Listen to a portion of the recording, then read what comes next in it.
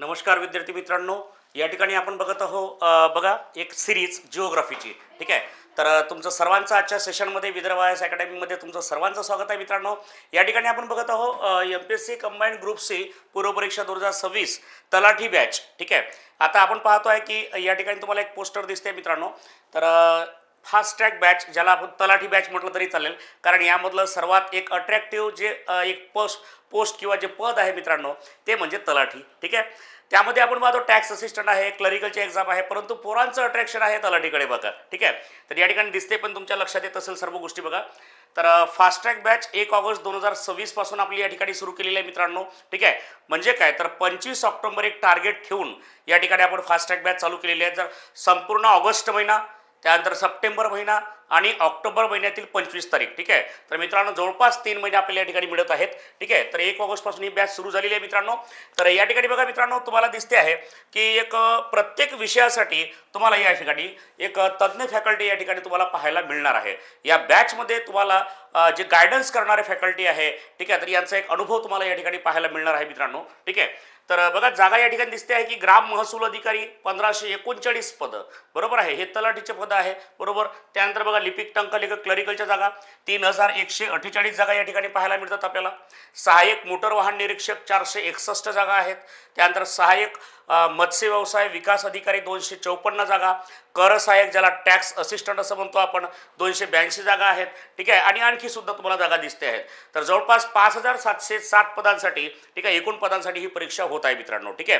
तर या संदर्भात आपण प्रत्येक विषयाची एक सिरीज आपण या ठिकाणी चालू केलेली आहे आपल्या यूट्यूब चॅनलला. ठीक आहे. तर या ठिकाणी तुमचा अतिशय छान रिस्पॉन्स प्रत्येक लेक्चरला मला या ठिकाणी दिसते आहे मित्रांनो.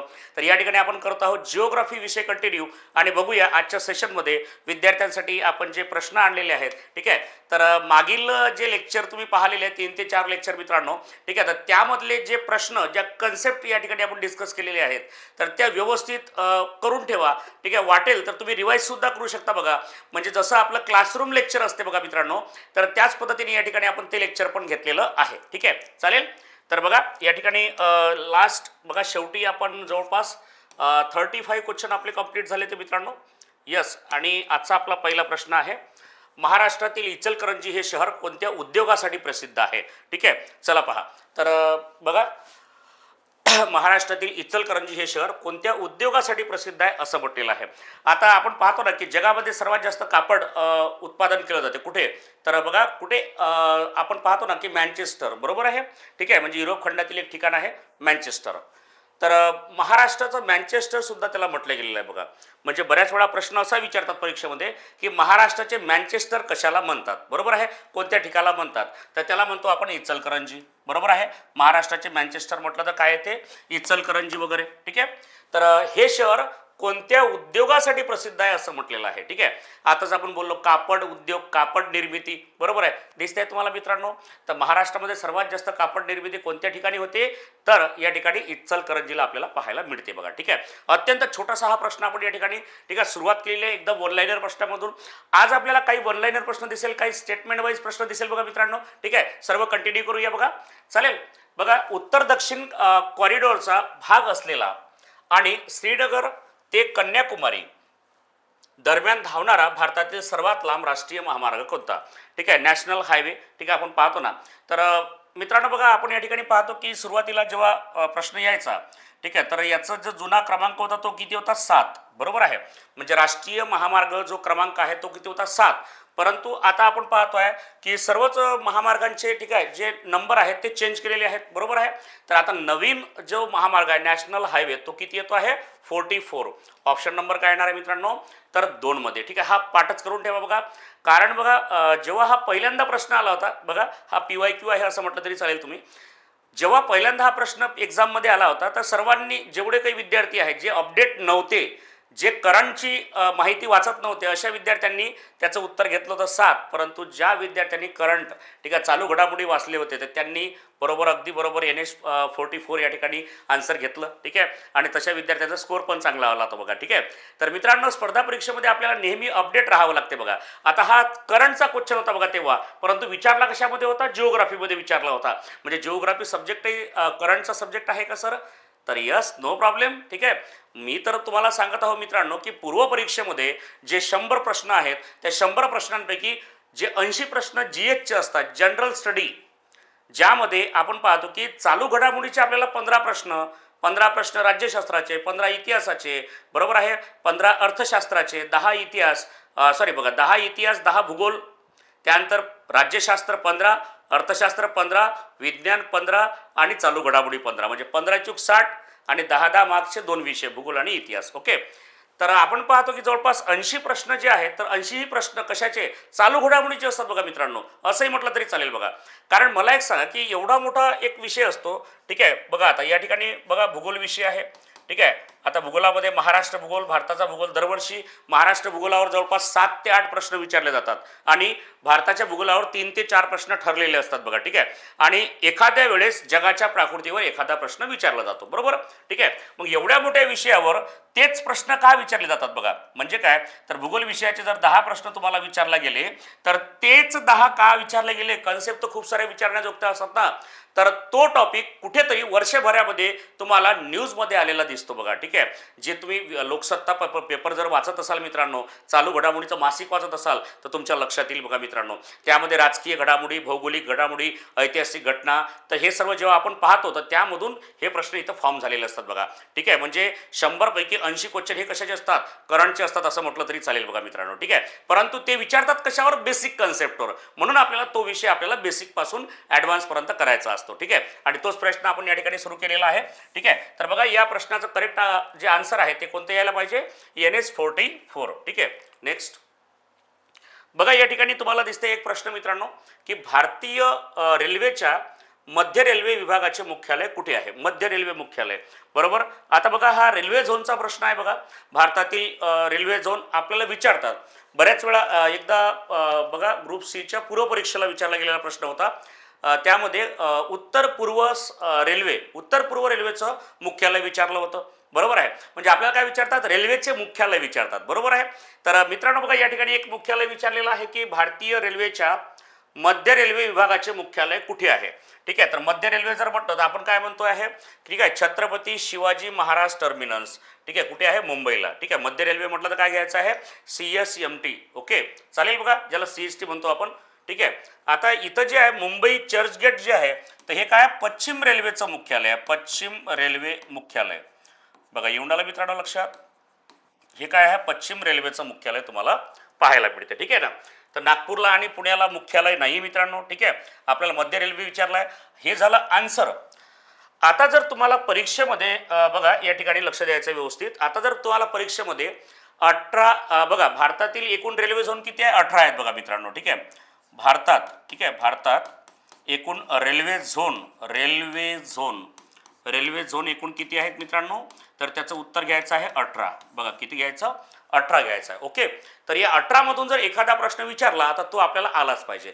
मी लगेच तुमच्या आता 2 मिनिटामध्ये सर्व 18 रेल्वे झोन या ठिकाणी पाठांतर करून घेणार आहोत बघा. ठीक आहे, तर एकदम भारी, ठीक आहे, भारी पद्धतीने आपण या ठिकाणी बघूया. चला सर्वांनी रेडी राहायचं आहे बघा मित्रांनो. ओके, चला पहा. यस, बघा आता भारत तुम्हाला माहिती आहे मित्रांनो, नॉर्मली भारताचा जो आकार आहे तो कसा दिसतो आपल्याला, अशा पद्धतीने दिसतो, बरोबर आहे. मग हा झाला उत्तर, ठीक आहे, हे झालं दक्षिण, हे झालं पश्चिम आणि हे झालं पूर्व. एवढं तर समजते ना आपल्याला. याला काय म्हणायचं, उत्तर पश्चिम, बरोबर आहे हा भाग. त्यानंतर उत्तर पूर्व येतं लक्षात, दक्षिण पूर्व, त्यानंतर पश्चिम, दक्षिण पश्चिम येतं ना सर्वांच्या लक्षात.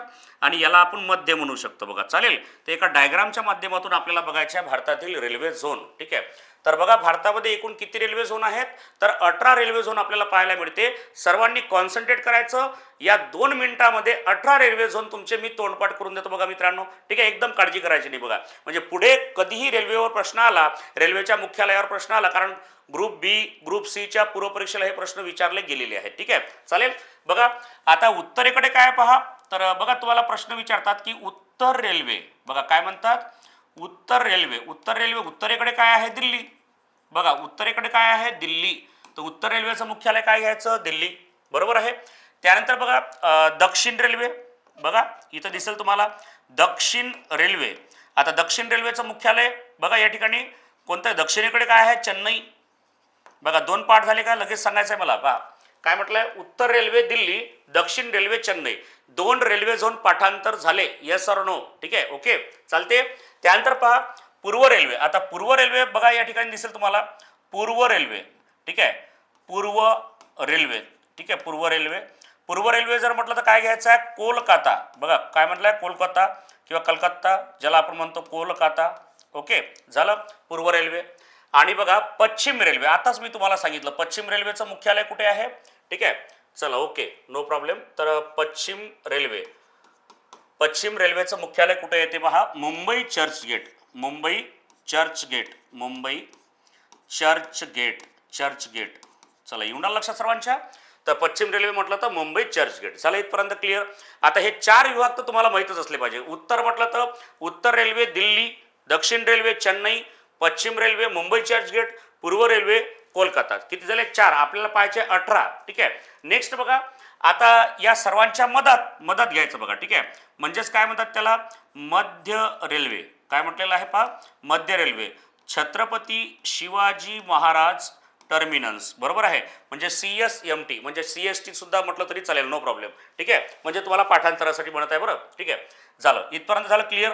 मग आता काय करायचं बघा, याला जोडून द्यायचं. बघा इथं काय म्हटलेलं आहे, तर याला सर्वांना जोडून द्यायचं. एक डायग्राम इथं तुमची तयार होऊन जाते बघा. ठीक आहे, सर्व हे आता अशा प्रकारे अशा पद्धतीने जोडून द्यायचं आहे. ठीक आहे, अशा पद्धतीने. ओके चला येत आहे सर्वांच्या लक्षात. ठीक आहे, म्हणजे एक डायग्रामच्या माध्यमातून आपण काय बघत आहोत, रेल्वे झोन. ठीक आहे, बघा सर्व असं जोडून द्यायचं आहे. झालं इथपर्यंत क्लिअर. ठीक आहे, बघा अभ्यास व्यवस्थित डोक्यामध्ये सेव्ह करून ठेवायचं असतं बघा मित्रांनो. चालेल. आता बघा या ठिकाणी दिसेल तुम्हाला उत्तर पश्चिम. बघा पहिले 5 झाले ना, उत्तर रेल्वे दिल्ली, दक्षिण रेल्वे चेन्नई, पूर्व रेल्वे कोलकाता, पश्चिम रेल्वे मुंबई चर्चगेट, मध्य रेल्वे CST. संपलं इथपर्यंत. त्यानंतर बघा आता 6वा प्रकार. तर बघा इथं दिसेल तुम्हाला आता स्टेप बाय स्टेप. आता मला एक सांगा, भारताच्या पश्चिमेला या ठिकाणी कोणतं राज्य आहे, राजस्थान आहे ना. ठीक आहे, इथं गुजरात राजस्थान वगैरे. तर बघा इथं काय म्हणायचं आहे, पश्चिम. ठीक आहे, पश्चिम, उत्तर पश्चिम, उत्तर पश्चिम रेल्वे. बघा काय म्हटलंय, उत्तर पश्चिम रेल्वे. राजस्थानची राजधानी काय आहे, जयपूर. बघा काय म्हटलेलं आहे, उत्तर पश्चिम रेल्वे काय आहे ते जयपूर. क्लिअर. त्याच्यानंतर पहा इथपर्यंत. ठीक आहे, इथं तुम्हाला दिसेल बघा आता उत्तर पूर्व रेल्वे. मग याला काय म्हणायचं आहे, उत्तर पूर्व रेल्वे. काय म्हणायचं आहे त्याला, गोरखपूर. बघा गोरखपूर. उत्तर पूर्व रेल्वे काय म्हणायचं आहे, गोरखपूर. क्लिअर. त्यानंतर बघा दक्षिण पूर्व रेल्वे. आता दक्षिण पूर्व रेल्वेचं मुख्यालय बघा इथं व्यवस्थित लक्षात ठेवायचं आहे. दक्षिण पूर्व रेल्वे. बघा दक्षिण पूर्व रेल्वे. दक्षिण पूर्व रेल्वे जर म्हटलं तर काय घ्यायचं आहे, पुन्हा कोलकाता. कोलकाता. ठीक आहे, गार्डन रीव. गार्डन रीव म्हणून लक्षात ठेवायचं, गार्डन रीव. गार्डन रीव. चालेल बघा मित्रांनो इथपर्यंत, कोलकाता गार्डन रीव. ठीक आहे, दक्षिण पूर्व रेल्वे. त्यानंतर बघा इथं लक्षात ठेवायचं आहे दक्षिण पश्चिम रेल्वे. बघा इथं काय म्हणायचं आहे त्याला, दक्षिण पश्चिम रेल्वे. दक्षिण पश्चिम रेल्वे, रे. बरोबर आहे. तर हे कोणतं आहे तुमचं, हुगडी. बघा कोणतं नाव आहे, हुगडी. हुगडी. ठीक आहे, हुबडी. बघा इथं हुगडी म्हटल्यापेक्षा, कारण हुगडी हे गंगेची वितरिका आहे. ठीक आहे, इथं म्हणायचं हुबडी. हुबडी, ब पाहिजे, ब. हुबडी.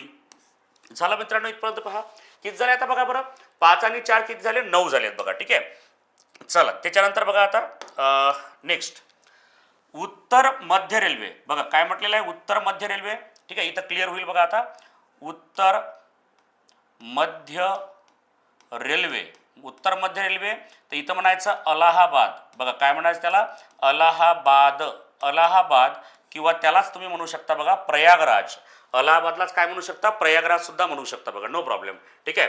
त्यानंतर दक्षिण मध्य रेल्वे. बघा इथं दिसेल तुम्हाला दक्षिण मध्य रेल्वे. दक्षिण मध्य रेल्वे. दक्षिण मध्य रेल्वे. याला म्हणायचं सिकंदराबाद. बघा काय म्हणायचं आहे, सिकंदराबाद. येत आहे का लक्षात सर्वांच्या. ठीक आहे, दक्षिण मध्य रेल्वे काय आहे, सिकंदराबाद. पुन्हा बघा या ठिकाणी दिसते तुम्हाला पश्चिम मध्य रेल्वे. बघा या ठिकाणी दिसेल तुम्हाला पश्चिम मध्य रेल्वे. पश्चिम मध्य रेल्वे. पश्चिम मध्य रेल्वे कोणतं घ्यायचं आहे, जबलपूर. बघा काय घ्यायचं आहे तुम्हाला, जबलपूर. पश्चिम मध्य रेल्वे जबलपूर. क्लिअर. त्यानंतर बघा पूर्व मध्य रेल्वे, पूर्व मध्य रेल्वे व्यवस्थित एकदम सेट करायचं माइंडमध्ये, ठीक आहे. पाठांतर करायचं कामच नाही बघा.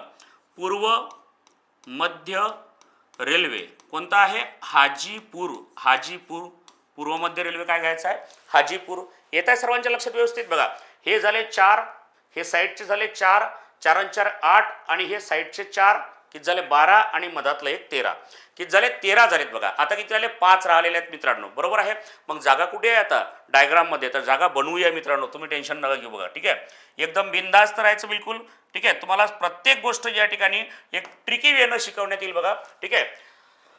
बघा याला काय म्हणायचं बघा. आता उत्तर आणि पूर्व यांच्या मधात कोणती दिशा असते बघा? ईशान्य. कोणती दिशा असते? ईशान्य, ज्याला आपण नॉर्थ ईस्ट असं म्हणतो बघा, ठीक आहे. तर मग इथं लक्षात ठेवायचं ईशान्य सीमांत रेल्वे. बघा काय म्हणायचं तिला? ईशान्य सीमांत रेल्वे. बघा ईशान्य, ईशान्य सीमांत, बघा ईशान्य सीमांत रेल्वे, सीमांत रेल्वे, ईशान्य सीमांत रेल्वे. कोणतं घ्यायचं बघा? तर इथं लक्षात ठेवायचं गुवाहाटी. बघा गुवाहाटी. ईशान्य सीमांत रेल्वे काय घ्यायचं आहे? गुवाहाटी. क्लिअर? एकदम सहज पद्धतीने लक्षात राहील बघा. सीमांत, ईशान्य सीमांत रेल्वे म्हटलं तर काय घ्यायचं? गुवाहाटी. किती झाले? 14, बरोबर आहे. त्यानंतर काय म्हटलेलं आहे? एक येते बघा पूर्व सीमांत रेल्वे. कोणती येते आहे? तर पूर्व सीमांत रेल्वे. बघा असं लक्षात ठेवायचं, ठीक आहे. म्हणजे डायग्रामच्या माध्यमातूनच लक्षात ठेवा बघा तुम्ही, म्हणजे पटापट पटापट तुमच्या लक्षात राहील सर्व गोष्टी. काय म्हणते बघा? पूर्व सीमांत, पूर्व सीमांत रेल्वे, पूर्व सीमांत रेल्वे, ठीक आहे. तर याला काय म्हणायचं तुम्हाला? बघा ओडिशाची राजधानी काय आहे? भुवनेश्वर, ठीक आहे. तर पूर्व सीमांत रेल्वे काय घ्यायचं आहे तुम्हाला? भुवनेश्वर, भुवनेश्वर. बघा येऊन लक्षात सर्वांच्या.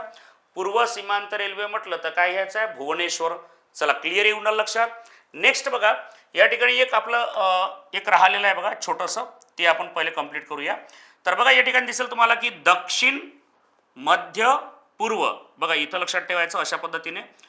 बघा येऊन लक्षात. यस, हा ट्रायंगल लक्षात ठेवायचा, ठीक आहे. काय म्हटलंय? दक्षिण पण आहे, मध्य पण आहे, पूर्व पण आहे, ठीक आहे. तर दक्षिण पूर्व मध्य रेल्वे, दक्षिण पूर्व मध्य रेल्वे कोणता आहे मित्रांनो?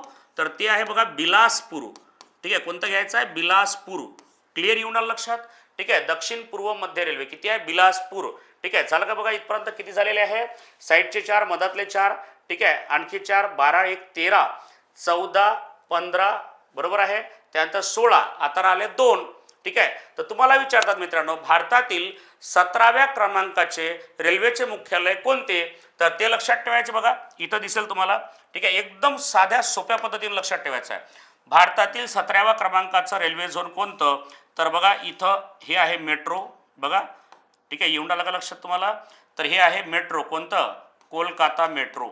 बघा काय म्हटलंय? कोलकाता मेट्रो. कोलकाता मेट्रो 17व्या क्रमांकाचं भारतातील रेल्वे झोन, बरोबर आहे. कोलकाता मेट्रो. आणि आता अलीकडे एक तुम्हाला नवीन रेल्वे झोन पाहायला मिळते, भारतातील सर्वात शेवटचं जे रेल्वे झोन आहे ते, ठीक आहे. तर तिथं लक्षात ठेवायचं आहे तुम्हाला. तर ज्याला आपण काय म्हटलंय? दक्षिण सीमांत रेल्वे. बघा काय म्हटलेलं आहे त्याला? दक्षिण सीमांत रेल्वे. आता सीमांत रेल्वे दिसून राहिला तुम्हाला, ठीक आहे. तर बघा इथं अशा प्रकारे लक्षात ठेवायचं दक्षिण सीमांत रेल्वे, दक्षिण सीमांत रेल्वे. दक्षिण सीमांत रेल्वे कोणता आहे मित्रांनो? विशाखापट्टणम. बघा काय म्हटलेलं आहे? विशाखापट्टणम, पट्टणम, बरोबर आहे. विशाखापट्टणम, बरोबर. येऊन लक्षात बघा. तर हे झाले तुमचे भारतातील 18 रेल्वे झोन, ठीक आहे. अत्यंत महत्त्वाचा डेटा या ठिकाणी आपण डिस्कस करत आहोत. एका डायग्राममध्येच 18ही रेल्वे झोन तुम्हाला या ठिकाणी पाहायला मिळतात मित्रांनो, ठीक आहे. म्हणजे एकदम उत्तर रेल्वे दिल्ली, दक्षिण रेल्वे चेन्नई, पूर्व रेल्वे कोलकाता, पश्चिम रेल्वे जर म्हटलं तर मुंबई चर्चगेट, मध्य रेल्वे बघा CST, ओके. त्यानंतर उत्तर पश्चिम रेल्वे जयपूर, दक्षिण पश्चिम रेल्वे हुबळी, बरोबर आहे. उत्तर पूर्व रेल्वे गोरखपूर, ठीक आहे.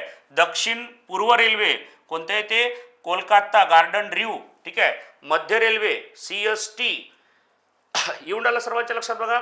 दक्षिण मध्य पूर्व रेल्वे म्हटलं तर बिलासपूर, पश्चिम मध्ये जबलपूर, पूर्व मध्ये हाजीपूर, उत्तर मध्य अलाहाबाद, दक्षिण मध्य सिकंदराबाद, ठीक आहे. उत्तर रेल्वे म्हटलं डायरेक्ट दिल्ली म्हणायचं आहे.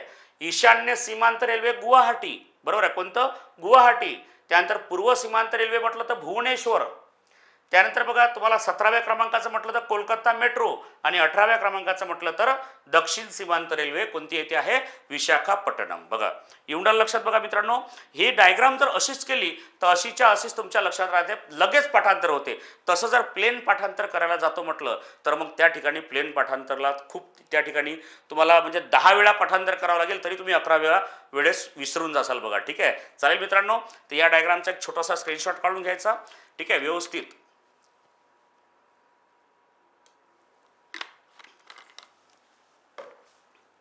बघा क्लिअर मित्रांनो इथपर्यंत. चला पुढे बघूया. ओके, नेक्स्ट क्वेश्चन बघूया. ठीक आहे, चला. तर बघा या ठिकाणी 39 नंबरचा क्वेश्चन तुम्हाला पाहायला मिळून आलेला आहे. तर स्थलांतराचे आकर्षक घटक. ठीक आहे, स्थलांतराचे जे आकर्षण घटक आहे, ठीक आहे, खालीलपैकी कोणते आहे. म्हणजे जसं या ठिकाणी असं पकडूया, पहा हे 2 ठिकाणं मी तुम्हाला सांगतो. हे एक ठिकाण आहे आणि हे एक ठिकाण आहे, बरोबर. आणि इथली जे लोक आहेत हे या ठिकाणावर काय झालेले, अट्रॅक्ट झालेले आहेत, बरोबर आहे. इथून लोक राहायला कुठं गेलेत, इथं गेलेत. ठीक आहे, तर त्याला कारण काय. ठीक आहे, असं विचारलेलं आहे. बेरोजगारी व दुष्काळ, रोजगाराच्या उत्तम संधी व चांगल्या सोयीसुविधा, राजकीय अस्थिरता, नैसर्गिक आपत्ती. ठीक आहे, तर आता बघा 4 ठिकाण तुम्हाला दिलेले आहे आणि त्यांनी काय विचारलं आहे, स्थलांतराचे आकर्षण घटक. बघा काय म्हटलेलं आहे, आकर्षण घटक. हा शब्द थोडा एक समजून घ्या. बघा ठीक आहे, म्हणजे काय, एखाद्या ठिकाणी बघा आता तुम्ही नॉर्मली बघा, मी एकदम सोपं एक्झाम्पल देतो बघा तुम्हाला मित्रांनो, बरोबर. आता एखादा विद्यार्थी शिक्षणासाठी शहरामध्ये येतो. ठीक आहे, तर हे याला सुद्धा आपण स्थलांतरच म्हणूया, परंतु 100% तो स्थलांतरामध्ये भाग जात नाही. ठीक आहे, आता तो शहरामध्ये आला आणि शिक्षण घेऊन जर गावाकडे गेला तर मग तो भाग शहरामध्ये मोडत नाही, परंतु शिक्षण घेऊन तो जर शहरामध्येच सेटल झाला तर याला म्हणतात स्थलांतर. ठीक आहे, येत्या लक्षात मित्रांनो. किंवा गावामध्ये रोजगाराच्या संधी नाहीत, बरोबर आहे, आणि अशा वेळेस ठीक आहे रोजगार मिळवण्यासाठी जे लोक शहरामध्ये येतात, ठीक आहे, तर ते सुद्धा एक रिझन आहे. सर्वात महत्त्वाचं रिझन आहे, रोजगारासंदर्भात सर्वात जास्त स्थलांतर होत आहे. ठीक आहे, मग इथं आपल्याला दिसून राहिले बघा. ठीक आहे, काय दिसतंय बा, दुष्काळ हा जो आहे, दुष्काळ प्रत्येक ठिकाणी नाही पडत बघा मित्रांनो. ठीक आहे, म्हणजे इथं दुष्काळ पडला म्हणून लोक इथं गेले म्हणू शकता ना तुम्ही, पण प्रत्येक ठिकाणी दुष्काळ पडते का, नाही. त्यामुळे पहिलं स्टेटमेंट या ठिकाणी येणार नाही. बघा नैसर्गिक आपत्ती हे रोज नसते येत बघा. ठीक आहे, एवढ्या लक्षात, म्हणजे 100% जे रिझन आपण या ठिकाणी म्हणण्याचा प्रयत्न करत आहोत, नैसर्गिक आपत्ती हे रोज नसतात येत, बरोबर. त्यामुळे हे सुद्धा रिझन या ठिकाणी रॉंग येणार आहे. राजकीय अस्थिरता, ठीक आहे, हा सुद्धा पार्ट जसा नैसर्गिक आपत्ती, ठीक आहे, एखाद्या वेळेस येते, तर राजकीय अस्थिरता हा स्थलांतरांना, ठीक आहे, म्हणजे 100% नाही म्हणू शकत बघा आपण, काही पर्सेंट आहे राजकीय अस्थिरतेमध्ये. राजकीय अस्थिरतेमुळे सुद्धा काही लोक स्थलांतर करतात बघा मित्रांनो. ठीक आहे, नो प्रॉब्लेम, परंतु 100% हा घटक येत नाही. तर घटक कोणता आहे बघा, रोजगाराच्या उत्तम संधी. म्हणजे जर तुम्हाला जर चांगला रोजगार भेटत असेल तर तुम्ही मग तुमचं जे गाव आहे किंवा शहर आहे ते सोडून तुम्ही कुठं जासाल, दुसऱ्या शहरात जिथं काय आहे, रोजगाराची उत्तम संधी आहे, बरोबर आहे, चांगल्या सोयीसुविधा आहे. तर हे जे एक आकर्षणाचं जे महत्त्वाचा घटक आहे तो कोणता येईल, रोजगार आणि चांगल्या सोयी सुविधा. ठीक आहे, क्लिअर मित्रांनो. ओके, चला पुढे बघूया. छोटीशी कन्सेप्ट आहे बघा, म्हणजे स्थलांतर घटकावर आपण तो प्रश्न या ठिकाणी घेतला होता. बघा महाराष्ट्राच्या सीमेला एकूण किती राज्यांच्या आणि केंद्रशासित प्रदेशांच्या सीमा लागून आहेत. तर महाराष्ट्राला आपण पाहतो ना की पूर्वी आंध्र प्रदेशची सीमा लागत होती, आता तेलंगणाची सीमा लागते, बरोबर आहे. ठीक आहे, तर अशा एकूण किती, तर महाराष्ट्राच्या सीमेला एकूण किती राज्यांच्या आणि केंद्रशासित प्रदेशांच्या सीमा आहेत. ठीक आहे, एकदम छोटीशी कन्सेप्ट आहे बघा मित्रांनो. बघा या ठिकाणीच आपण ते क्लिअर करू शकतो. ठीक आहे, अत्यंत म्हणजे एकदम सिंपल आणि अतिशय बेसिक क्वेश्चन आहे हा, परंतु बेसिक जरी क्वेश्चन असला तरी तो आजही परीक्षेमध्ये विचारला जातो बघा. ठीक आहे, चला पहा, या घटकावर आजही प्रश्न आपल्याला परीक्षेमध्ये दिसतात. ठीक आहे, आपला हा महाराष्ट्र आहे मित्रांनो.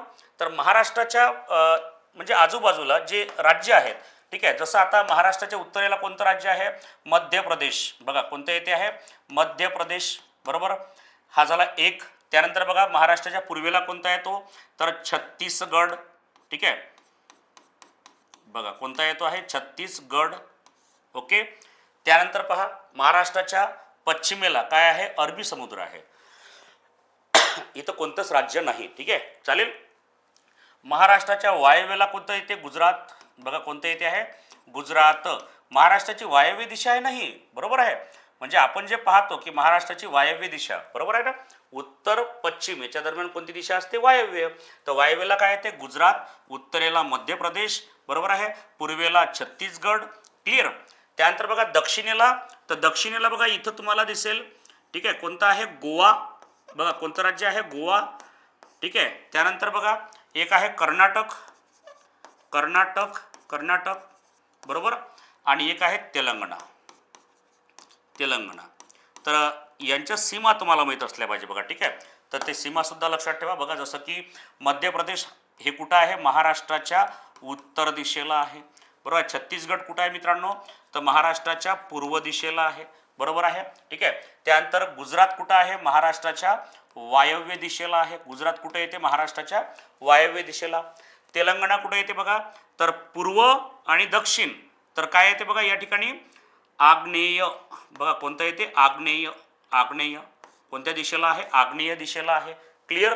आणि बघा गोवा आणि कर्नाटक हे दोन्ही राज्य कुठे येतात? तर महाराष्ट्राच्या दक्षिणेला येतात बघा, ठीक आहे, दक्षिण दिशेला. क्लिअर. तर हे झाले आपले आजूबाजूचे राज्य. किती आहे मग? बघा 1 2 3 4 5 6. बघा मग राज्य किती येतात? 6 राज्य, 6 राज्य, ठीक आहे. आणि केंद्रशासित प्रदेश म्हटलेला आहे बघा, राज्यासोबत केंद्रशासित प्रदेश पण म्हटलेला आहे. इथं 5 राज्य म्हटलं कट करून घ्या, 7 राज्य म्हटलं कट करून घ्या, ठीक आहे. तर मग 6 राज्य व केंद्रशासित प्रदेश किती आहे? 1 आहे की 2 आहे? तर चेक करूया बघा. बघा या ठिकाणी तुम्हाला दिसेल की बघा दादर नगर हवेली, बरोबर आहे ना या ठिकाणी. तर इथं लिहिता येत नाही म्हणून याला थोडंसं मी बाहेर घेतो या ठिकाणी बघा, ठीक आहे, चालेल, नो प्रॉब्लेम. तर बघा या ठिकाणी जे केंद्रशासित प्रदेश दिसते बघा तुम्हाला, कोणता आहे? दादरा नगर हवेली. कोणतं येते बघा? दादरा नगर हवेली. दादर नगर हवेली. दादर नगर हवेली. बघा पूर्वी हे एक दादर नगर हवेली होतं आणि तिथंच साईडला एक कोणतं होतं बघा? तर दमन व दीव. दीव व दमन. दीव व दमन, बरोबर आहे.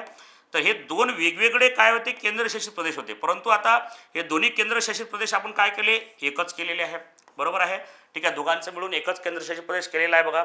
आणि याची राजधानी काय घेतली आपण? दमन. बघा काय म्हटलेलं आहे? तर दादर नगर हवेलीची पहिली राजधानी काय होती? सिल्वासा, बरोबर आहे. आणि दीव दमनची काय होती? दमन. परंतु आता दादर नगर हवेली आणि दीव दमन हे दोन्ही केंद्रशासित प्रदेश आपण काय केले? एकत्र केले आणि याची राजधानी काय केली? दमन. तर मग केंद्रशासित प्रदेश किती? 2 की 1? एकच, कारण ते एकत्र केलेले आहे ना आपण. तर बघा काय म्हटलेलं आहे? 6 राज्य व 1 केंद्रशासित प्रदेश. म्हणजे उत्तर कोणतं येईल? ऑप्शन नंबर 3 मध्ये आपल्याला उत्तर पाहायला मिळणार आहे. क्लिअर मित्रांनो, ठीक आहे. उत्तर 3 आलेलं आहे. आता थोडं मी याच्या पुढे तुम्हाला घेऊन जातो बघा, ठीक आहे. म्हणजे आता ऑलरेडी आपण या ठिकाणी महाराष्ट्राचा राजकीय भूगोल या ठिकाणी पाहत आहोत या नकाशाच्या माध्यमातून, ठीक आहे, या प्रश्नाच्या माध्यमातून. तर पूर्ण कव्हर करूया, ठीक आहे. चला सर्वांनी सोबत राहायचं शेवटपर्यंत व्यवस्थित. म्हणजे तुमच्या कन्सेप्ट किंवा हा टॉपिक झाला असेल तर तुमची रिव्हिजन होईल, बरोबर आहे. जे विद्यार्थी नवीन आहे त्यांच्यासाठी तर हे अतिशय बेस्ट आहे. म्हणजे एकदम बेसिक पासून सर्व तर ॲडव्हान्स लेवलपर्यंत, ठीक आहे, चालेल. बघा आता महाराष्ट्रामध्ये जिल्हे किती आहे मित्रांनो? 36 जिल्हे आहे बघा, ठीक आहे. तुम्हाला प्रश्न येतो की मध्य प्रदेश राज्याची सीमा खालीलपैकी कोणत्या राज्याला लागली नाही किंवा कोणत्या राज्याला लागली आहे? ओके. बघा आता हे गुजरात राज्य आहे. तर गुजरात राज्याला बघा कोणकोणत्या जिल्ह्यात सीमा लागते? पालघर. बघा कोणतं आहे? पालघर. त्यानंतर बघा नाशिक, पालघर आहे. त्यानंतर कोणता येते? नाशिक, नाशिक, बरोबर. त्यानंतर कोणता येते बघा? धुळे, धुळे. आणि एक आहे नंदुरबार. कोणता येते? नंदुरबार. येत्या लक्षात. तर गुजरात राज्याला एकूण किती राज्याच्या सीमा लागलेल्या आहेत? सॉरी किती जिल्ह्याच्या? महाराष्ट्रातील 4 जिल्ह्याचा. मग इथं लिहायचे आहे 4 जिल्हे, बरोबर आहे. कोणते कोणते? तर पालघर, नाशिक, धुळे, नंदुरबार. किती आहे? 4. क्लिअर. त्यानंतर पहा मध्य प्रदेशला किती लागलेली आहे? तर बघा नंदुरबारची सीमा गुजरातलाही लागलेली आहे, नंदुरबारची सीमा मध्य प्रदेशलाही लागलेली आहे. धुळे जिल्ह्याची सीमा गुजरात राज्यालाही लागलेली आहे, धुळे जिल्ह्याची सीमा मध्य प्रदेशला सुद्धा लागलेली आहे, बरोबर आहे. त्यानंतर बघा कोणता आहे ते? जळगाव. बघा या ठिकाणी व्यवस्थित लक्ष ठेवा. जळगाव. मग जळगाव जिल्ह्याची सीमा सुद्धा मध्य प्रदेशला लागलेली आहे, ठीक आहे. त्यानंतर बघा इथं बुलढाणा येते. आता इथून विदर्भ लागेल, ठीक आहे. तर बघा इथं लक्षात ठेवायचं बुलढाणा, बुलढाणा, बुलढाणा जिल्हा. तर बुलढाण्याची सीमा लागलेली आहे. नंतर हे टोक जे तुम्हाला दिसून राहिलेलं आहे हे आहे अमरावती. बघा दिसून राहिलं तुम्हाला अमरावती. अमरावती जिल्ह्याची सीमा मध्य प्रदेशला लागलेली आहे. बरोबर आहे. अमरावतीनंतर नागपूर. बघा तुम्ही म्हणसाल सर वर्धा कुठं गेला, तर वर्धा थोडा खाली येते. वर्ध्याची सीमा मध्य प्रदेशला लागत नाही. ठीक आहे. तर कोणती येते मग? नागपूर आहे. बघा मित्रांनो नागपूर. क्लिअर येऊन आलेला लक्षात. त्यानंतर बघा इथे येते भंडारा. ठीक आहे. भंडाऱ्याची सीमा सुद्धा कशाला लागते? मध्य प्रदेशला. आणि इथे येते बघा गोंदिया. बघा कोणता जिल्हा आहे? गोंदिया जिल्हा. येऊन आलं लक्षात. म्हणजे महाराष्ट्रातील कोणकोणत्या जिल्ह्याची सीमा कोणकोणत्या राज्याला लागते. मग मध्य प्रदेशला किती आहे पहा? 1 2 3 4 5 6 7 8.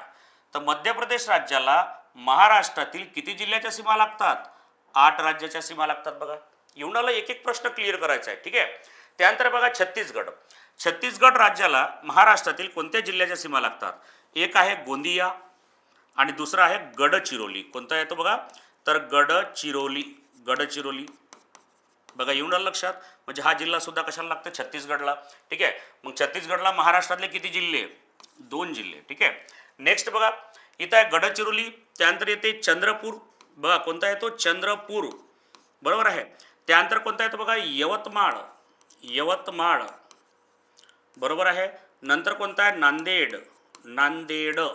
तर मग तेलंगणा म्हटलं तर नांदेड, यवतमाळ, चंद्रपूर आणि गडचिरोली. किती जिल्हे? 4 जिल्हे. महाराष्ट्रातील 4 जिल्ह्याच्या सीमा तेलंगणाला लागलेल्या आहे. ठीक आहे. नेक्स्ट बघा आता काय म्हटलेलं आहे? कर्नाटक. कर्नाटक म्हटलं तर बघा इथं लक्षात ठेवायचं. कर्नाटकला नांदेडची सीमा सुद्धा लागलेली आहे. बघा येऊन आलं लक्षात. बघा नांदेड आहे. त्यानंतर आहे धाराशिव. बघा काय म्हटलं आहे? लातूर. नांदेड, लातूर. बरोबर आहे. धाराशिव ज्याला पहिले उस्मानाबाद म्हणायचे. बरोबर आहे. धाराशिव. येऊन आलं लक्षात. इकडे कोणतं लागलेलं आहे बघा? सिंधुदुर्ग. बरोबर आहे. सिंधुदुर्ग सीमा लागली आहे कर्नाटकला. त्यानंतर बघा इथं पुणे, सातारा, सांगली, कोल्हापूर म्हटलं तर काय आहे ते? कोल्हापूरची सीमा कशाला लागलेली आहे? कर्नाटकला लागलेली आहे. ठीक आहे ना. सांगली. बघा सांगली जिल्ह्याची सीमा ती या ठिकाणी पाहायला मिळेल तुम्हाला. सांगली. क्लिअर. सांगली. त्यानंतर बघा सोलापूर आहे. सोलापूर येत्या लक्षात. बरोबर आहे. किती झाले पहा बरं? यस. बघा तर कर्नाटक राज्याला जर म्हटलं किती जिल्ह्याच्या सीमा लागल्या महाराष्ट्रातल्या? सिंधुदुर्ग 1, कोल्हापूर 2, सांगली 3, सोलापूर 4, धाराशिव 5, लातूर 6, नांदेड 7. बघा किती जिल्ह्यात सीमा आहे? तर कर्नाटकला महाराष्ट्रातील 7 जिल्ह्याच्या सीमा लागलेल्या दिसतात. ओके. त्याच्यानंतर बघा आता गोवा राज्य आहे. गोव्याला किती राज्याच्या किती जिल्ह्याची सीमा लागलेली आहे? बघा गोव्याला या फक्त सिंधुदुर्गची सीमा लागलेली आहे बस. यस.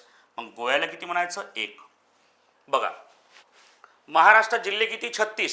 36 पैकी किती जिल्ह्याच्या सीमा इतर राज्यांना लागलेल्या आहे? एक नवीनच प्रश्न तयार झाला बघा. आता महाराष्ट्रात जिल्हे किती आहे? बघा एकूण जिल्हे. बघा महाराष्ट्रामध्ये एकूण जिल्हे किती आहे? जिल्हे तर ते पाहायला मिळतात आपल्याला 36. बरोबर आहे. आणि ज्यांच्या सीमा इतर राज्यांना लागले बघा 4, 8 आणि 4 12, 12 आणि 2 16, 12 आणि 2 14, 14 आणि 4 18, 18 आणि 7 25, 25 आणि 1 26. 26 जिल्हे दिसून राहिले. परंतु 26 जिल्हे आहे का? नाही. तर मित्रांनो बघा जसं नंदुरबारची सीमा गुजरातलाही लागली, मध्य प्रदेशला लागली, इथंही मोजल्या गेलं, इथंही मोजल्या गेलं. बरोबर आहे. मग असे जिल्हे कोणते? म्हणजे कोणत्या जिल्ह्याला 2-2 राज्यांच्या सीमा लागलेल्या आहे? तर मग नंदुरबारला लागली आहे गुजरात मध्य प्रदेशची, धुळेला लागलेली आहे गुजरात मध्य प्रदेश, किती झाले? 2. त्यानंतर गोंदियाला लागलेली आहे मध्य प्रदेश आणि छत्तीसगडची, झाले 3. त्यानंतर बघा गडचिरोलीला 2 ठिकाणी लागले आहे, छत्तीसगड आणि तेलंगणा, झाले 4. त्यानंतर बघा नांदेडला तेलंगणाची सीमा लागलेली आहे, नांदेडला कर्नाटकची सीमा लागलेली आहे, किती झाले? 5. आणि सर्वात शेवटी बघा सिंधुदुर्गला गोव्याची सीमा लागली आहे आणि कर्नाटकची सीमा सुद्धा लागलेली आहे, किती झाले? 6. तर मग ते 26 मधून 6 मायनस करायचे. तर मग किती? 20 जिल्ह्यांना, किती? 20 जिल्ह्यांना इतर राज्यांची सीमा, इतर राज्यांची, ठीक आहे, जे सीमा आहे ते किती जिल्ह्यांना लागली आहे? 20 जिल्ह्यांना. तिसरा प्रश्न असा तयार होतो बघा, ठीक आहे, की महाराष्ट्रातील असे कोणते जिल्हे आहे जे इतर कोणत्याच राज्यांना लागले नाहीत? बरोबर आहे. तर बघा ते येतात इंटरनल, आतमधले. तर मग पहा 36 मधून 20 काढले, किती राहिले? 16. 16 जिल्ह्यांना कोणत्याच कोणत्याच राज्याची सीमा लागलेली नाही.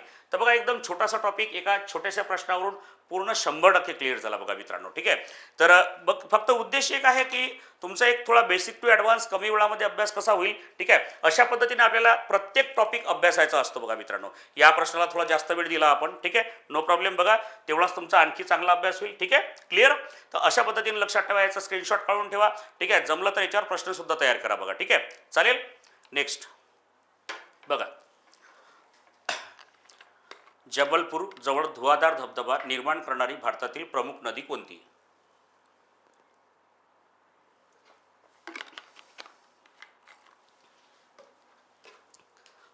बघा क्लिअर.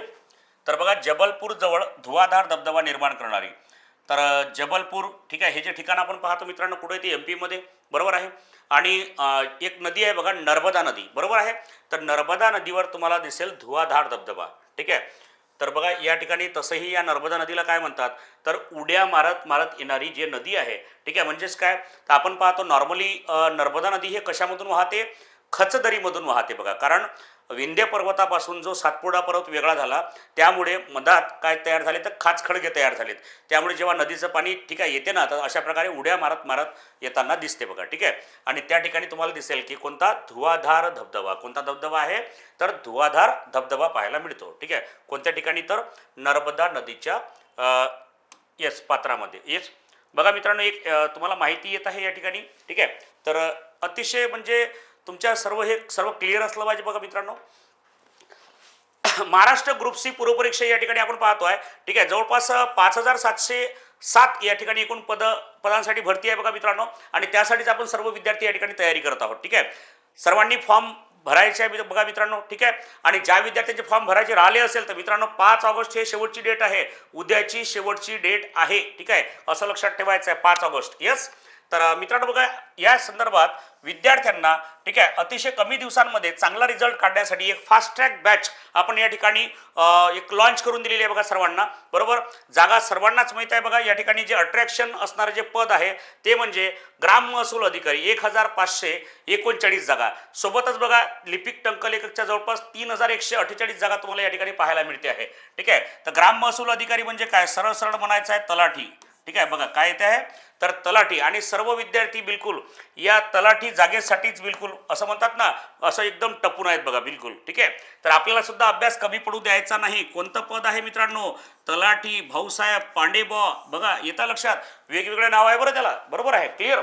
तर या सर्व पदांसाठी जे परीक्षा होत आहे बघा पूर्व परीक्षा 25 ऑक्टोबरला. तर मित्रांनो यासाठी तुम्हाला एक फास्ट ट्रॅक बॅच जी राहणार आहे लाईव्ह प्लस रेकॉर्डेड स्वरूपात मित्रांनो. तर यासाठी तुम्हाला एक तज्ज्ञ फॅकल्टीज तुम्हाला या ठिकाणी पाहायला मिळतात मित्रांनो. आणि या बॅचमध्ये most of subject Sagar sir तुम्हाला स्वतः या ठिकाणी गायडन्स करणार आहे. त्यामुळे सहज पद्धतीने तुमचे हे सर्व विषय होणार आहे बघा मित्रांनो. एक रिमाइंडर तुम्हाला या ठिकाणी करून देतो बघा. ठीक आहे, की भारताचा व महाराष्ट्राचा इतिहास ठीक आहे स्वतः सागर सर या ठिकाणी तुम्हाला शिकवणार आहे. ठीक आहे, महाराष्ट्रातील समाज सुधारक ठीक आहे ते सुद्धा सागर सरच तुम्हाला शिकवणार आहेत. ठीक आहे, अर्थशास्त्र आहे, ठीक आहे राज्यशास्त्र आहे, संपूर्ण विज्ञान आहे, जे कोर GS सब्जेक्ट म्हणतो आपण, तर ते सर्व सब्जेक्ट स्वतः सागर सर तुम्हाला या ठिकाणी मार्गदर्शन करणार आहे बघा. ठीक आहे, चालेल मित्रांनो.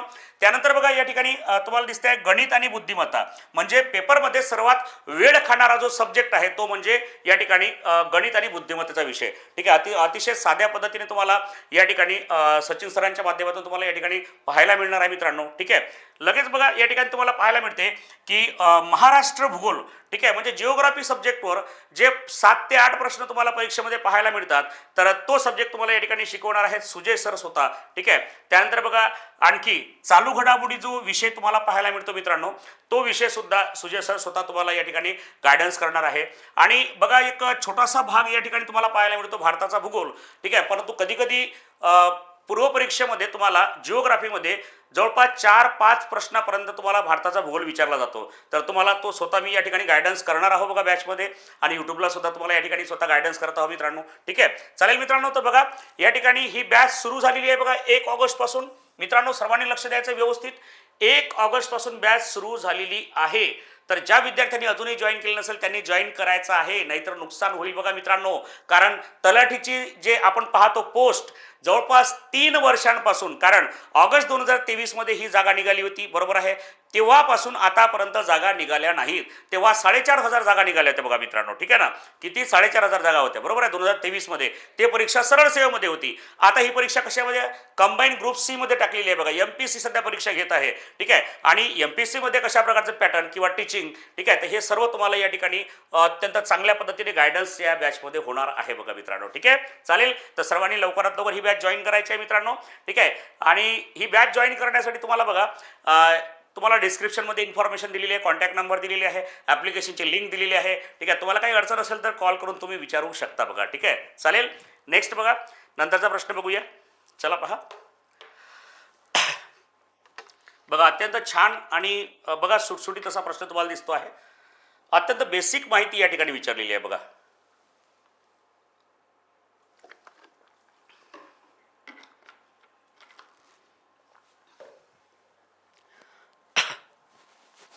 खालील विधानांचा काय करायचा आहे, विचार करायचा आहे. पहा, महाराष्ट्राचे भौगोलिक क्षेत्रफळ 30,77,13 चौरस किलोमीटर आहे. अगदी बरोबर, म्हणजे 3,07,713 चौरस किलोमीटर आपल्याला या ठिकाणी महाराष्ट्राचं क्षेत्रफळ पाहायला मिळते, बरोबर आहे. पहिलं स्टेटमेंट अगदी बरोबर आहे. पहा, त्यानंतर बघा काय म्हटलेलं आहे की महाराष्ट्राचा अक्षांश विस्तार. आता अक्षांश विस्तार समजताना मित्रांनो तुम्हाला मी पहिलेच तुम्हाला सर्व क्लिअर सांगितलेलं आहे, ठीक आहे. हे जे पृथ्वी तुम्ही पाहत आहात, ठीक आहे, आणि पृथ्वीवर ही जी आडवी रेष आहे, बरोबर आहे, अशा 181 रेषा आहेत. याला आपण काय म्हणतो तर अक्षवृत्त म्हणतो बघा. हे 0 डिग्रीचं अक्षवृत्त आहे.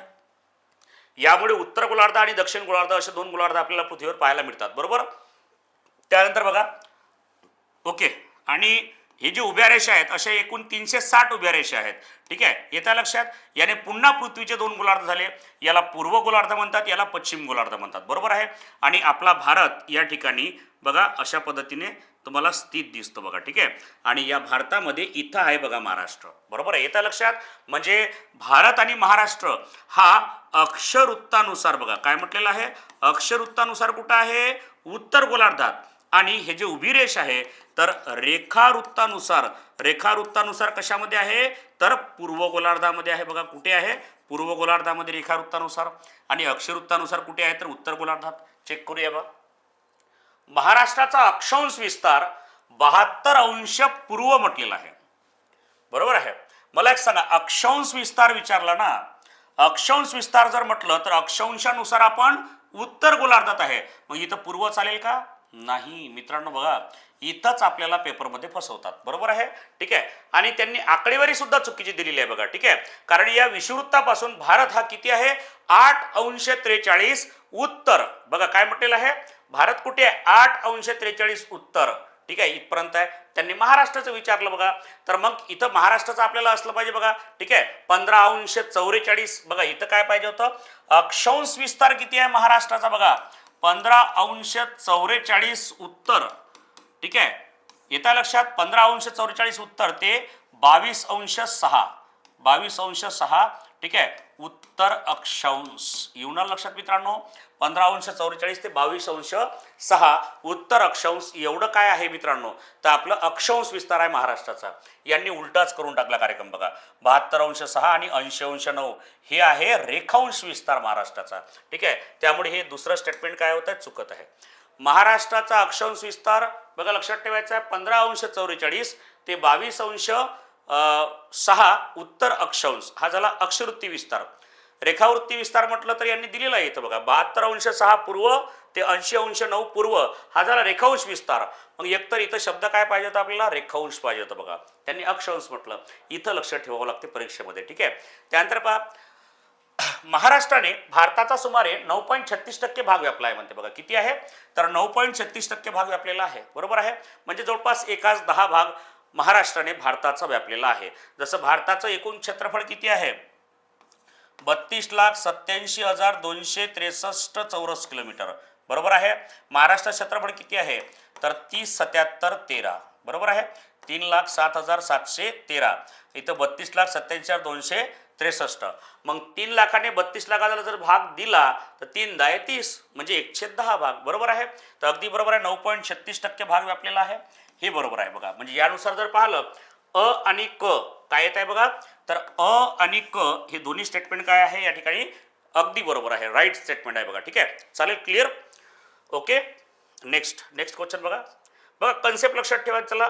आणि जे या ठिकाणी जसं अक्षांश रेखांश पूर्व उत्तर हे लक्षात आणून दिलेलं आहे, असं आपल्याला पेपरमध्ये लक्षात आलं पाहिजे, याची तुम्ही तयारी करा बघा. ठीक आहे, येत्या लक्षात. चला पहा नेक्स्ट बघा. शिखरांसंदर्भात एक प्रश्न आलेला आहे आणि दरवर्षी हा एक प्रश्न असतोच बघा महाराष्ट्रातील शिखरांसंदर्भात. ठीक आहे, तर महाराष्ट्रात शिखरं भरपूर आहेत बघा. ठीक आहे, तर त्या संदर्भात काही बेसिक शिखर जर तुम्ही करून गेलेत तर ऑप्शन एलिमिनेट करून आपल्याला उत्तर काढता येईल बघा. ठीक आहे, नो प्रॉब्लेम.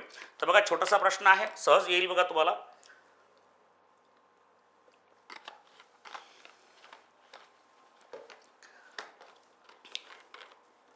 बघा या ठिकाणी जोड्या लावायच्या तुम्हाला.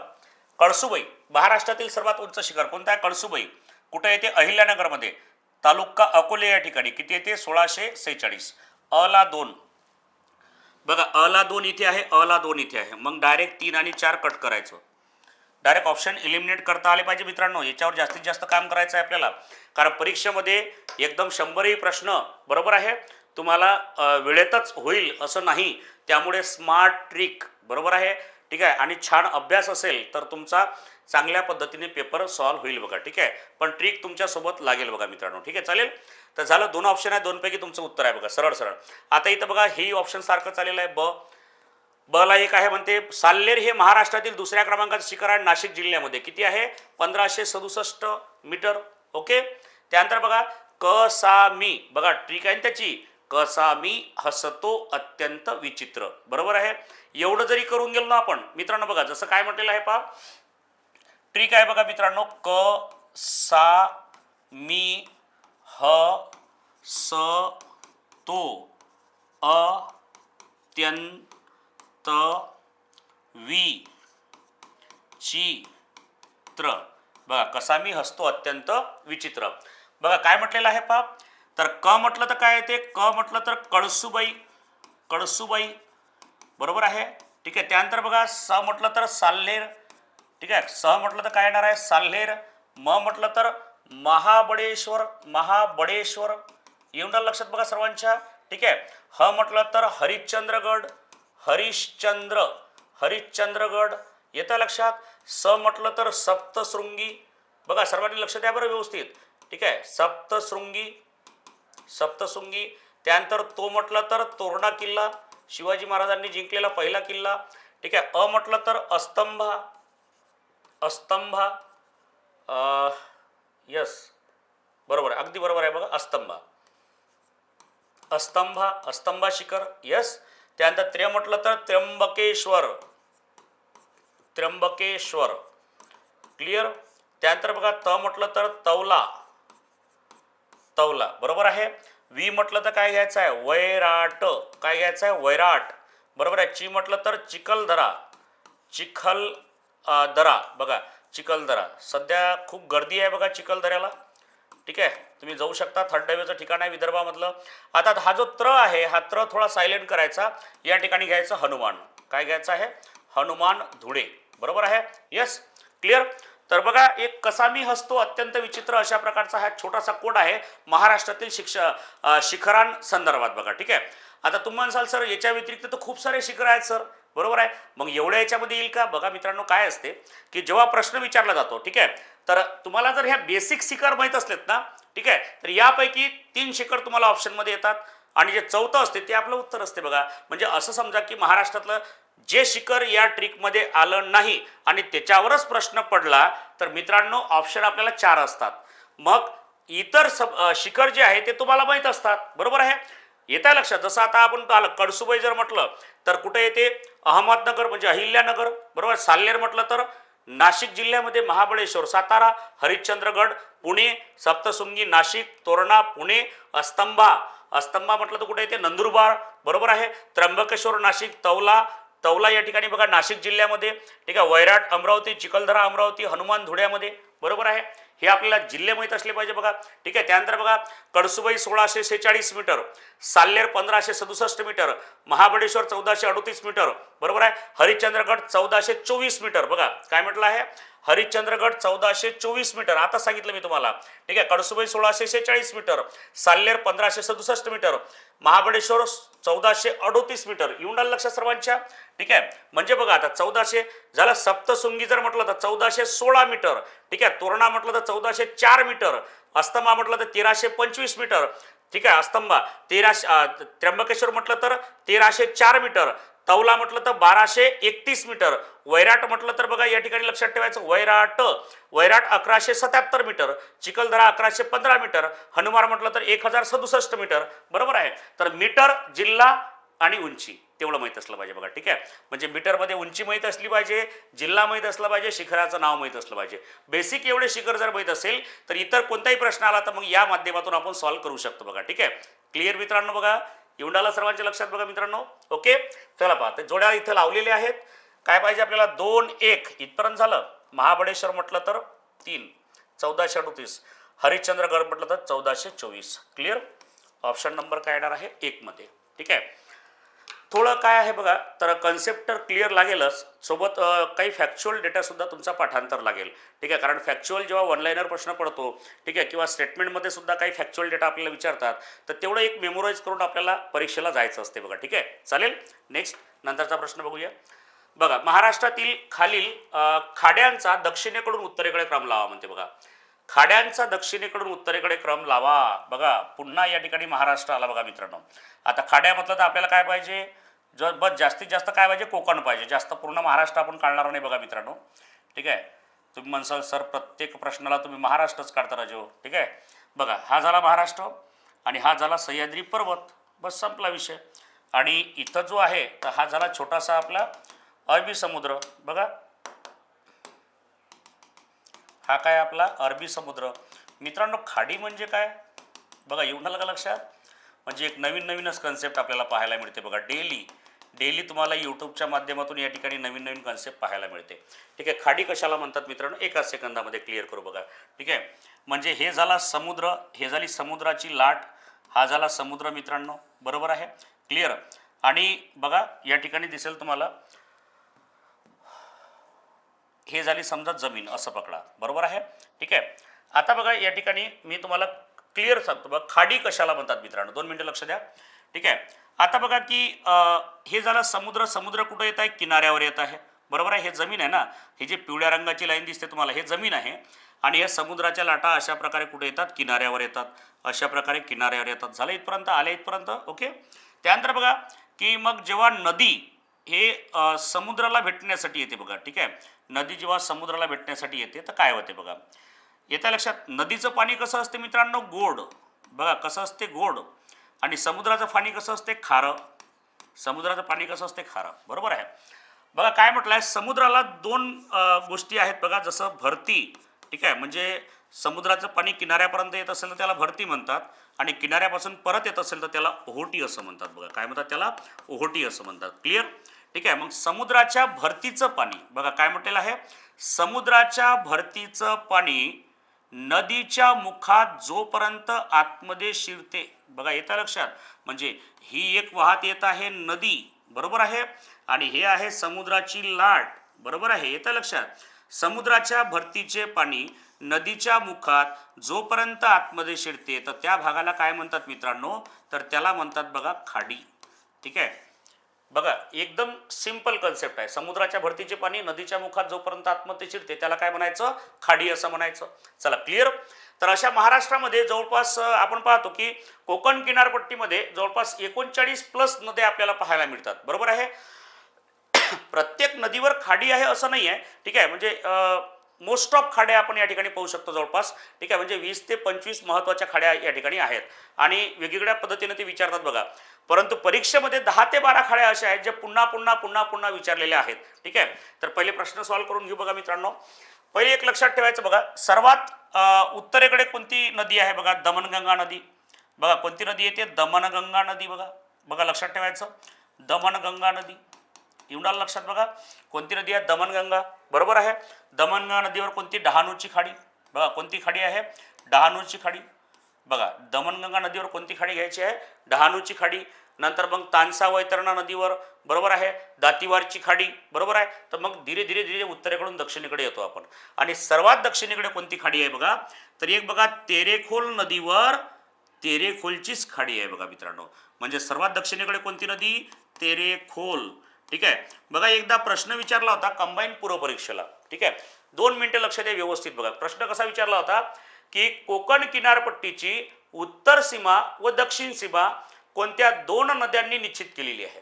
बघा प्रश्न काय विचारला होता, कोकण किनारपट्टीची उत्तर सीमा व दक्षिण सीमा कोणत्या 2 नद्यांनी निश्चित केलेली आहे. तर उत्तर होतं दमनगंगा आणि तेरेखोल. That's all. ठीक आहे, येऊन लक्षात. हे झाल्या नद्या.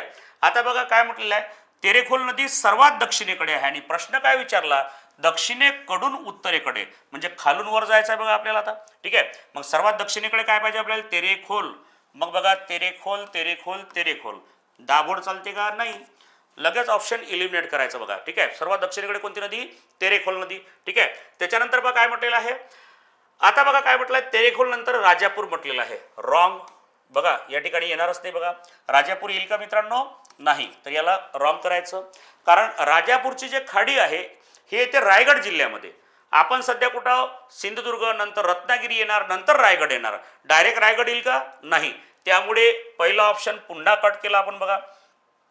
मग तेरेखोल नंतर कोणती येते, भाट्टे. भाट्टे दोन्ही ऑप्शनमध्ये सारखी आहे बघा मित्रांनो. ठीक आहे, तर जे भाट्टेची जे खाडी आहे ते कशावर आहे बघा मित्रांनो, तर ती येते बघा काजळी नदीवर. कशावर येते, काजळी नदीवर. काजळी नदी कुठं आहे बघा, रत्नागिरी जिल्ह्यामध्ये. बघा कोणती नदी आहे, काजळी. काजळी नदीवर कोणती खाडी, तर बघा इथं लक्षात ठेवायचं, भाट्टेची खाडी. बघा भाट्टे, बरोबर आहे. एक काजळी नदी आहे, एक जैतापूरची खाडी आहे काजवी नदीवर.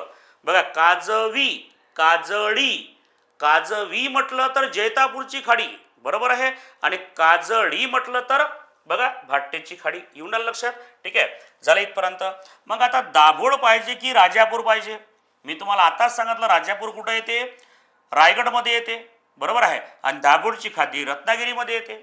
दाभोळची खाडी कुठं येते, रत्नागिरी. मग पुन्हा या ठिकाणी राजापूर काय येणार, रॉंग, बरोबर आहे.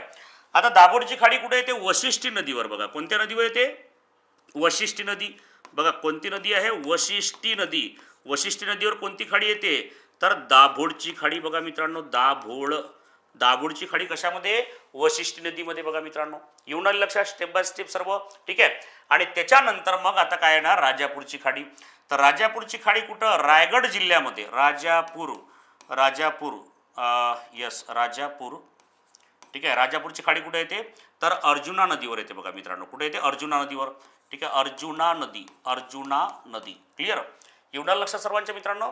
तर अर्जुना नदीवर राजापूरची खाडी, वशिष्ठी नदीवर दाभोळची खाडी, काजळी नदीवर भाट्टीची खाडी, तेरेखोल नदीवर तेरेखोलची खाडी. ठीक आहे, तर दक्षिणेकडून उत्तरेकडे जातो तर ऑप्शन नंबर आपल्याला काय घ्यावं लागेल, ऑप्शन नंबर 3 घ्यावं लागेल. बघा खाड्यासुद्धा तोंडपाठ होतात बघा मित्रांनो, अतिशय छान असा टॉपिक आहे. ठीक आहे, आणि नकाशामध्ये टाकल्यावर लवकरात लवकर आपल्याला टॉपिक समजायला लागतात, बरोबर आहे. ठीक आहे, आणि हे असंच लक्षात राहते ना भाऊ. ठीक आहे, आता तुम्ही विसरसाल का, उत्तरेकडे दमनगंगा, दक्षिणेकडे तेरेखोल, झाला ना पाठ, बरोबर आहे. येतं लक्षात मित्रांनो. चला पहा. ठीक आहे, तर पहा आणखी या ठिकाणी एक प्रश्न आपल्याला पाहायचा आहे बघा. यस, छान असा प्रश्न आहे मृदेवरती बघा. ठीक आहे, चला बघा.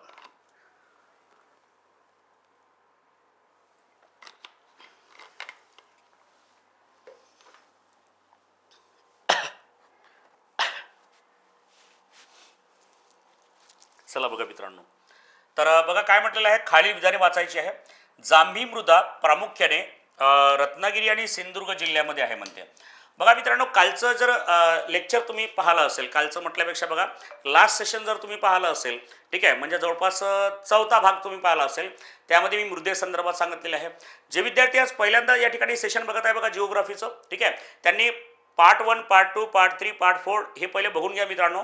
त्याच्यानंतर हे पार्ट 5 आणखी चांगल्या प्रकारे समजायला लागेल, कारण एवढे छान प्रश्न आपण अगोदर घेतलेले आहेत बघा, की म्हणजे सरळ सरळ तुम्ही असं म्हणू शकता की संपूर्ण महाराष्ट्र, संपूर्ण भारत या ठिकाणी कव्हर होत आहे बघा तुमचा एक यूट्यूब चॅनलच्या माध्यमातून. एक कंप्लीट रिव्हिजन तुमची या ठिकाणी होत आहे बघा या मोजक्या काही सेशनच्या माध्यमातून बघा मित्रांनो. ठीक आहे, चालेल. तर वेळेतला वेळ काढून तेवढे लेक्चर तुम्हाला बघायचं आहे मित्रांनो.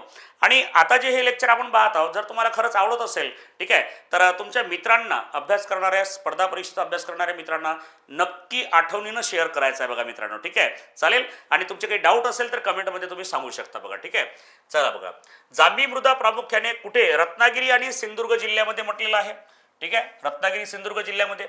या मृदेमध्ये लोहाचे आणि ॲल्युमिनियमचे प्रमाण जास्त असते असं म्हटलेलं आहे. ठीक आहे, चला चेक करूया मित्रांनो. बघा, हा तुमचा महाराष्ट्र आहे. ठीक आहे, बघा जवळपास हा आहे तुमचा महाराष्ट्र. ठीक आहे, यस, बघा निघाला का नाही महाराष्ट्र, लगेच संपला कार्यक्रम. बरोबर. महाराष्ट्रामध्ये प्रमुख जलविभाजक जो आहे तो आहे आपला सह्याद्री पर्वत बघा मित्रांनो. क्लिअर झालं. आता बघा काय म्हटलेलं आहे की जांभी मृदा. मित्रांनो बघा, जांभी मृदा कुठं आढळते? मी सांगितली होती कन्सेप्ट. जे विद्यार्थी ठीक आहे रेग्युलर सिरीज बघत आहे मी त्यांना प्रश्न विचारतो, जांभी मृदा कुठं आहे? तर ज्या ठिकाणी सर्वात जास्त पाऊस पडत असते. ठीक आहे, मग महाराष्ट्रामध्ये सर्वात जास्त पाऊस कुठं पडते? कोकण किनारपट्टीमध्ये. कोकण किनारपट्टीमध्ये कुठं पडतो? दक्षिण कोकणामध्ये. यस, बघा कोकणाचे आपण पाठ किती केले? 2. उत्तर कोकण आणि दक्षिण कोकण. दक्षिण कोकण म्हटलं तर रत्नागिरी व सिंधुदुर्ग, बस संपला विषय. या दक्षिण कोकणामध्ये रत्नागिरी आणि सिंधुदुर्ग या 2 जिल्ह्यांमध्ये सर्वात जास्त पाऊस पडते. म्हणून या ठिकाणी कोणती मृदा आढळते? तर जांभी मृदा आढळते. बघा जांभी मृदा येऊन लक्षात. मग जास्त पावसाच्या प्रदेशात आढळणारी मृदा कोणती आहे? जांभी मृदा. आणखी दक्षिण कोकणाच्या नंतर सर्वात जास्त पाऊस, तेवढा पाऊस कुठं पडतो बघा? तर गडचिरोली जिल्ह्यामध्ये जे आलापल्लीची वने आहेत बघा मित्रांनो. ठीक आहे, तर त्या एरियामध्ये बघा छोटासा भाग आहे या ठिकाणी बघा गडचिरोली मधला. तर या ठिकाणी सुद्धा तुम्हाला जांभी मृदा पाहायला मिळते. एवढ्या भागात जांभी मृदा. जांभी मृदा म्हणजेच काय? त्याला काय म्हणतात? लॅटेराइट मृदा, लॅटेराइट सॉइल, लॅटेराइट कॅप्स. बघा येऊन लक्षात. तर एवढं लक्षात ठेवायचं आहे जांभी मृदेबद्दल. तर जांभी मृदा महाराष्ट्रामध्ये फक्त दक्षिण कोकण आणि गडचिरोलीच्या एवढ्याशा छोट्या भागामध्ये. बरोबर आहे. जांभ्या मृदेचं वैशिष्ट्य काय बघा मित्रांनो? तर ही मृदा सुपीक नसते बघा मित्रांनो. त्यानंतर जास्त पाण्याचं संचयन यामध्ये आपण करू शकत नाही, म्हणजे सिंचन क्षमता या ठिकाणी कमी असते, कारण या ठिकाणी पाण्याचा निचरा होत नाही. बघा येतं लक्षात. ठीक आहे, म्हणजे सरळ सरळ असं पकडू शकता तुम्ही की या ठिकाणी फळं पिकं चांगली घेता येईल, परंतु तुम्हाला जर म्हटलं तूर सोयाबीन चांगलं घेता येईल का भाऊ? तर नाही भाऊ, तसं घेता येणार नाही. ठीक आहे, फळ असेल, ठीक आहे, की फळा म्हणजे फळाचे जे काजू वगैरे, आंबा असेल, काजू असेल, ठीक आहे, फळं पिके या ठिकाणी चांगल्या उत्तम प्रतीची पाहायला मिळतात आपल्याला. बरोबर आहे. ठीक आहे, कारण या ठिकाणी पाण्याचा निचरा लवकरच या ठिकाणी होऊन जातो बघा मित्रांनो. ठीक आहे, आणि कशी? तर ही जमीन कशी आहे? कोकण किनारपट्टीची आहे. ठीक आहे, म्हणून जास्त तीव्र उताराची आहे. त्यामुळे या ठिकाणी काय होते? तर मृदेची धूप होऊन जाते बघा मित्रांनो. मृदेची धूप म्हणजे काय? तर जेव्हा पाऊस येतो तर वरचा सुपीक भाग निघून जातो. बरोबर आहे. त्यामुळे बघा या ठिकाणी जर पाहिलं तर एक तुम्हाला एक कमी सुपीक जमीन या ठिकाणी पाहायला मिळते. चला सरळ सरळ येस, एकदम साध्या पद्धतीने लक्षात ठेवायचं बघा. चालेल. आणखी बघा आता दुसरं स्टेटमेंट काय म्हणते? या मृदेमध्ये लोहाचे आणि ॲल्युमिनियमचे प्रमाण जास्त असते म्हणते. तर बघा मित्रांनो की ही जी मृदा आहे, ठीक आहे, जांभी मृदा, यालाच आपण काय म्हटलं आहे? लॅटराइट मृदा. बरोबर आहे. तर जांभ्या मृदेला जो जांभा रंग किंवा लाल रंग प्राप्त होतो तो कशामुळे? या मृदेमध्ये असणारे लोहाचे आणि ॲल्युमिनियमचे प्रमाण हे जास्त असल्यामुळे या मृदेला जांभा रंग किंवा लाल रंग काय होतो? प्राप्त होतो बघा मित्रांनो. ठीक आहे, त्यामुळे हे सुद्धा स्टेटमेंट काय आहे? अगदी बरोबर आहे, राईट आहे बघा मित्रांनो. ठीक आहे, म्हणजे इथपर्यंत तुमच्या लक्षात आलं असेल. हे एका मृदेबद्दल मी सांगितलं. अगोदरच्या लेक्चर्समध्ये मी तुम्हाला सर्व मृदेमध्ये सांगितलेलं आहे की उत्तर कोकणामध्ये कोणती मृदा आढळते, बरोबर आहे, पूर्व विदर्भामध्ये कोणती आढळते, बरोबर आहे, मराठवाड्यामध्ये कोणती आढळते, ते सर्व आपण पाहिलेलं आहे. ठीक आहे, त्यासाठी अगोदरचे काही लेक्चर्स तुम्हाला पाहून घ्यायचे आहे मित्रांनो. चालेल बघा मित्रांनो. तर बघा आजच्या सेशनमध्ये आपल्याला इथे थांबायचं आहे. ओके, आज जेवढे काही आपण कन्सेप्ट पाहिल्या, ठीक आहे, तुम्हाला आवडल्या असेल आणि तुम्हाला अभ्यासामध्ये 100% या ठिकाणी कामी पडणार आहे.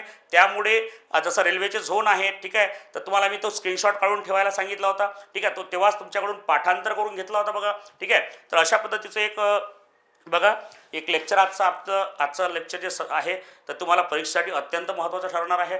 ठीक आहे मित्रांनो, व्हिडिओ आवडला असेल तर नक्की मित्रांनो लाईक करायचं आहे. ओके, आणि जास्तीत जास्त विद्यार्थ्यांपर्यंत तुमच्या मित्रमंडळीपर्यंत काय करायचं आहे? शेअर करायचं आहे बघा. ठीक आहे, भेटूया पुढच्या पार्टमध्ये. Thank you so much.